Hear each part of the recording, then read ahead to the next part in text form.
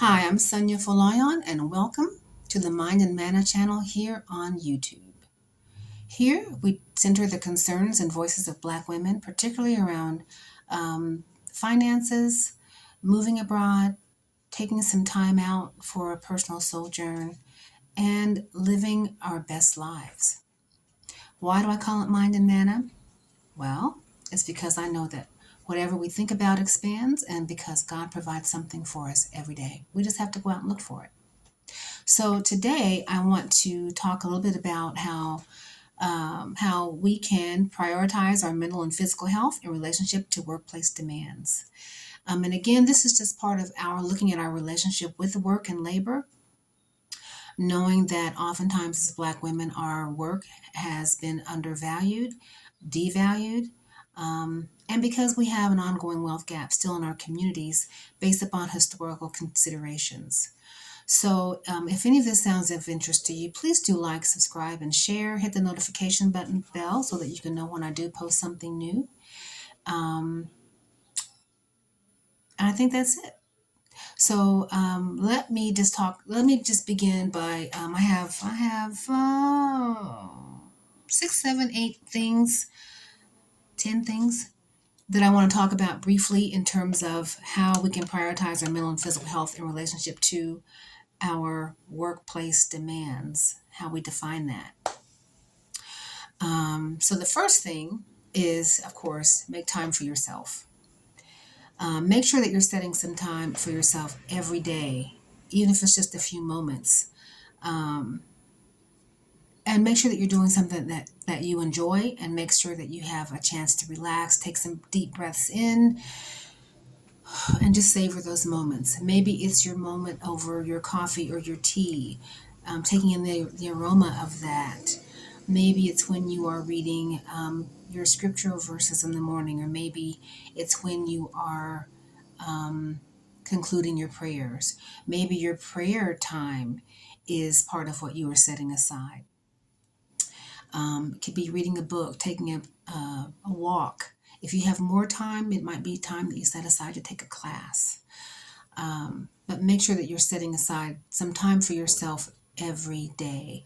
For me, my mornings are sacred. I don't do much of anything before 10 or 11 o'clock, and I don't start my workday until about 10:30 or 11, because those moments in the morning are times that I absolutely savor.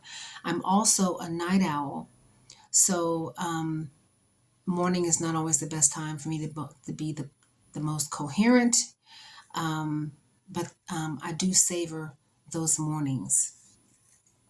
The next thing is you want to, of course, get enough sleep. And only you know what your correct sleep amount is. Some people really can do just fine on 5 hours of sleep, even though the experts say you need 8.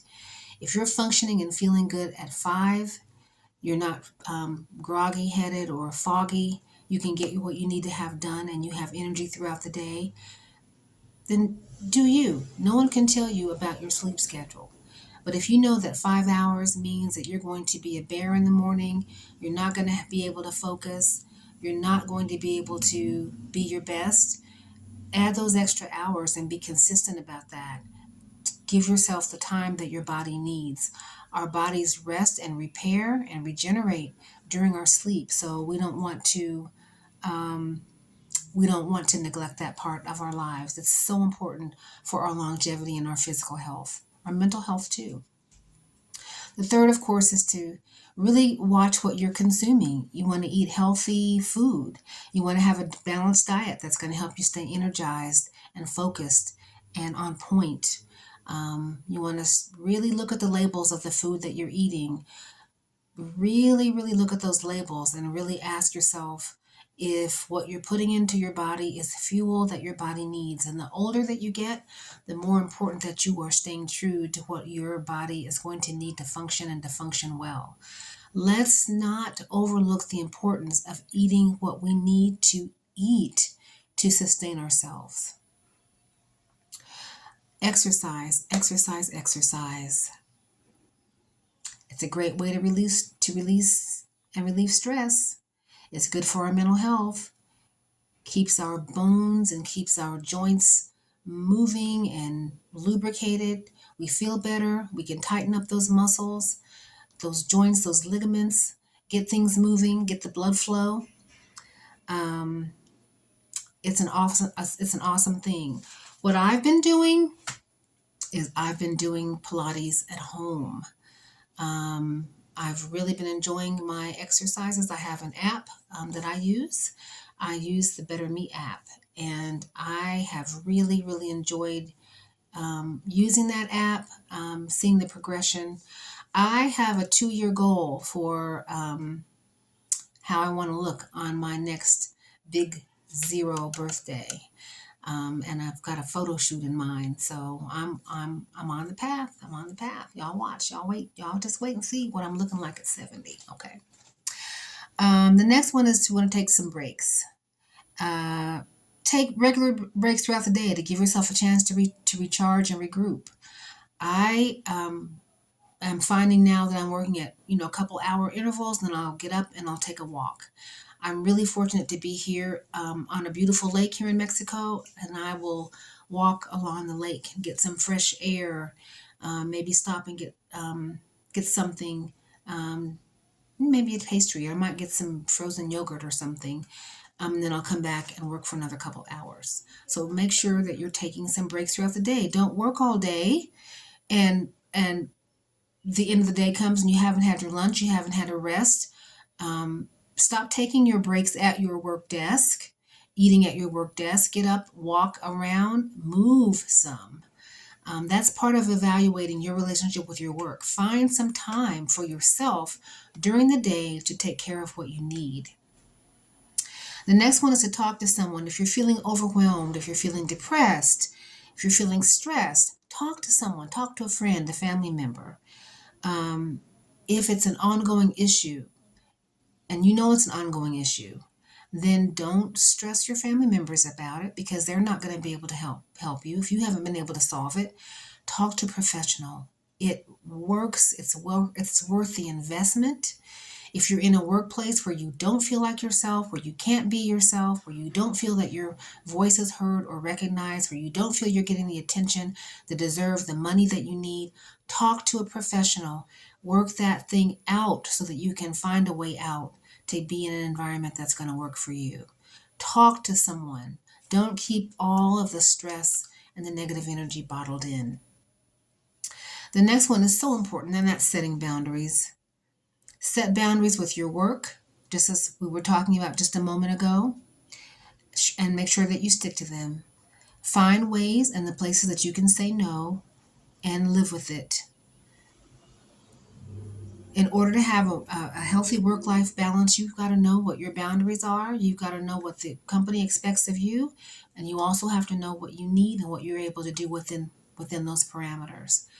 Take the time to set boundaries.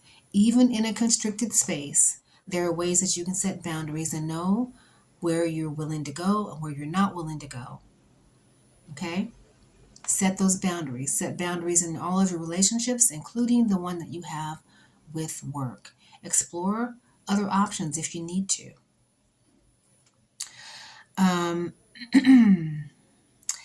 The next one is really to consider utilizing all the skills that you are giving away to your workplace, to start building your own business. You want to start small. You want to take breaks. You want to grow your business over the course of 1 to 3 years. Do it small, step by step, click by click, momentum by momentum, module by module, whatever the method is that you use. Give yourself time, give yourself grace, give yourself patience. You might find that you're able to monetize enough in that time to either quit your job or to cut back on your hours. You may even want to relocate. Maybe you'll relocate abroad. Maybe you'll relocate to another city or another community that values what you do. And maybe you won't have to work as much time to offer your services. Maybe you'll find that you're appreciated someplace else. But start using the skills that you are using to build another family's wealth into building some wealth for yourself and your own family, leave your own legacy. What's the other one I want to say? Oh, yeah. So many of us are professional volunteers. We volunteer for our church. We volunteer at work. We take on the extra assignment. We volunteer for that committee. We stay late to plan the next event, the next corporate event. We are all up in the sauce. Consider taking some of that volunteer time that you're devoting right now, again, to build another company's wealth, another family's wealth. Consider taking some of that time to build a new skill for yourself, learn a new hobby, find a new something that you're passionate about. Spend some more time in that. Um, Finding a way to use some of that time that you're volunteering in, which is probably something that you really enjoy doing, but find a way to find some time to devote to something that you feel really passionate about, something that you love, something that you take pleasure in. Find some time to do that for yourself. The next one, and this is the last one, I think this is the 10th one. Look into your workplace for family leave policy, extended break policy, what their policy is on a sabbatical, what does your paid and unpaid time look like? Are you able to take some time away to regroup and refocus and renew, maybe create a new plan for yourself?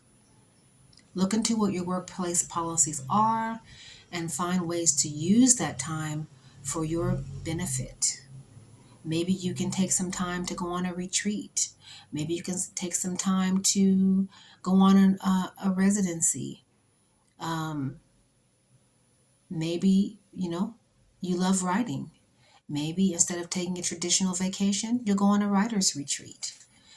Be open to new ideas in terms of how you use your time and how you can enrich your soul. It's so important. You deserve it. You deserve it. You deserve it.